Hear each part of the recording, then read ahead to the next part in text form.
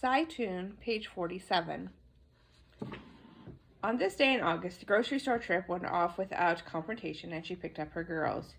"You hear about the storm?" Nadama asked. "It's coming towards us," Sophia added from the back seat. "Are we going to leave?" Nadama asked. Kathy knew that her kids wanted to. They could go to one of their cousins' homes in Mississippi or Baton Rouge, and it would be a vacation, a 2-day sleepover. Maybe school would be canceled on Monday as the city cleaned up. This was surely what they were thinking and hoping. Kathy knew the workings of her children's minds. When they got home, it was 5 o'clock, and Katrina was all over the news. The family watched footage of enormous waves, uprooted trees, whole towns washed gray in torrential rain. The National Hurricane Center was suggesting that Katrina would soon become a Category 3. Governor Blanco held a press conference to declare a state of emergency for Louisiana. Governor Barber did the same for Mississippi. Kathy was rattled, sitting on the arm of the couch. She was so distracted that soon it was 6 o'clock and she hadn't started dinner.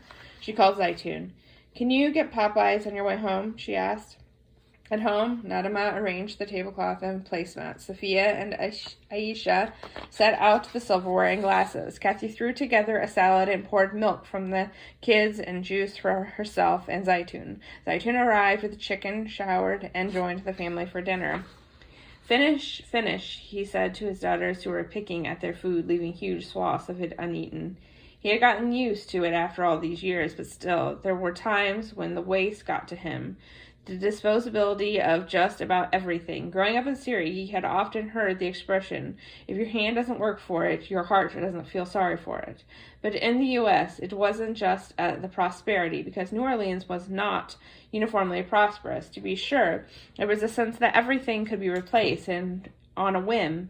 In his children, he was trying to instill a sense of the value of work, the value of whatever came into their house, but he knew that much would be lost in the context, the waste and excess of the culture at large.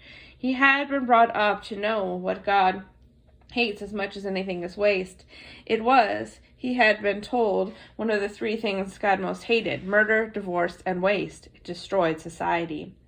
After dinner, the girls asked if they could watch Pride and Prejudice again. It was Friday night, so Zeitoun had no school-related reasons to block the movie. Still, it didn't mean he had to sit and watch it again. He liked the movie fine the first time, but the need to watch it a dozen times is many days and beyond him. In the past week, he and Zachary had retired to other rooms to do anything else. Kathy thought was right there with the girls each time, and this time all of them draped over each other on the couch, misting up the same parts they always did. Zeitoun shook his head and went into the kitchen to fix a cabinet door that had gotten loose. All evening they paused the movie to watch the news reports about the storm's intensity and direction. Still moving slowly, the hurricane was heading up the coast, the winds over 100 miles per hour. The longer it lingered over any region, the more destructive it would bring. All the news was terrible, and when Kathy saw the picture of the family of 5, she was ready to turn it off. She was sure they were gone, and she would obsess over this family for weeks, thinking about all their relatives gathered for the reunion, now forced to mourn the loss of so many at once. But then Kathy realized that the family was not lost. She turned up the volume. They had been rescued. They had docked their boat on a mangrove island near 10,000 Islands and had ridden out the storm in the cabin of the yacht, praying and taking turns climbing up to look for help in the skies. Just hours earlier, the Coast Guard had spotted their boat and lifted them all to safety. The family of 5 had been saved. Later, after kissing Zachary goodnight, Kathy lay down in Nadama's bed, and the girls arranged themselves around her, a mess of overlapping limbs and pillows. "Who wants to start?" Kathy asked. Sophia began the story about Pokemon. The stories, which the girls told collaboratively, were often about Pokemon. After Aisha introduced the protagonist, Sophia provided the setting and central conflict, and Nadama took it from there.